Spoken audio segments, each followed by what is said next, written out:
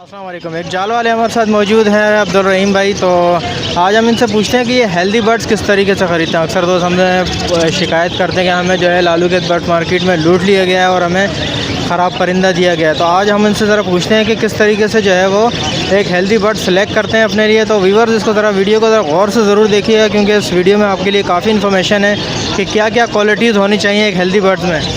अस्सलाम वालेकुम जनाब, ज़रा बताइएगा हमें कि एक हेल्दी बर्ड्स में क्या क्वालिटी होनी चाहिए। वालेकुम अस्सलाम। सर ये बजीज़ का मेल है, ठीक है ना। ये एक्चुअली जो है ना परिंदे की हेल्थ के लिए ऐसे पता लगता है कि सबसे पहले जब परिंदा आपके हाथ में आता है तो परिंदे की हेल्थ समझने के लिए परिंदे में फड़फड़ाहट होनी चाहिए, ठीक है। उसके अलावा परिंदे में कमज़ोरी के लिए ये देखेंगे आप कि इसमें कोई सीप नहीं होनी चाहिए, ठीक है।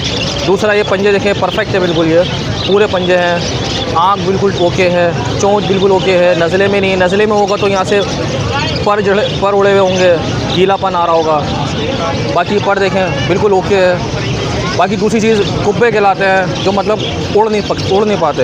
और जब आपके हाथ में आते हैं तो ये चीज़ें जो है ना ये जो हड्डी होती है बिल्कुल ये आपके उंगलियों पे महसूस होगी कि ये आपके हाथ पे लग रही है, ठीक है। बाकी ये कि परफेक्ट साइज़ है, बिल्कुल ओके परिंदा है ये, ठीक है।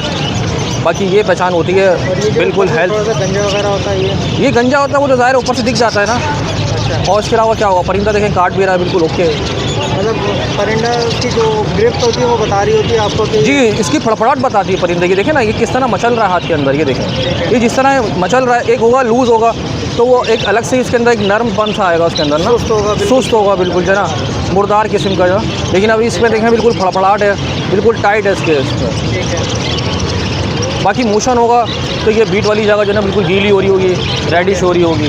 बस इसके अलावा और क्या बताएंगे आप।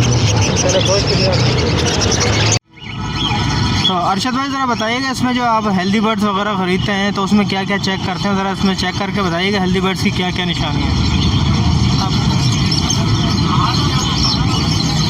तो आज आपको दिखाते हैं कि हेल्दी बर्ड्स किस तरीके से जो है ख़रीदा जाता है, ख़ासकर कॉकटेल में। अक्सर लोग बोलते हैं जी धोखा होता है, हमें जो है ख़राब बर्ड्स मिल गए हैं।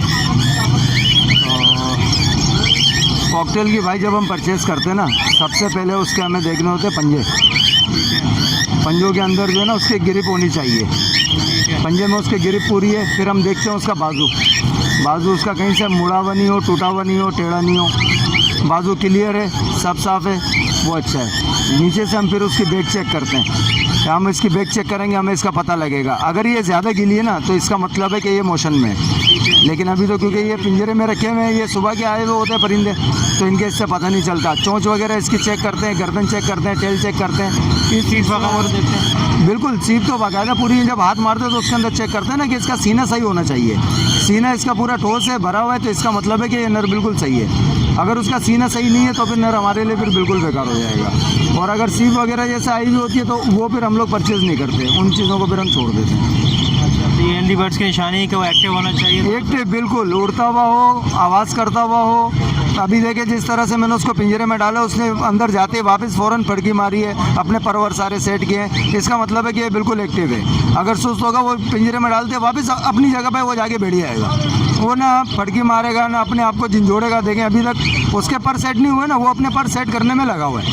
जब तक उसके पर सेट नहीं हो जाएंगे वो आराम से बैठेगा ही नहीं। ये हेल्दी बर्ड की निशानी है। माशाल्लाह से कलर आप देखें इसके और परों का जो स्टाइल है, डिज़ाइन, जब तक वो अपने प्रॉपर तरीके पे नहीं आएगा वो सुकून उसको आएगा ही नहीं परिंदे को।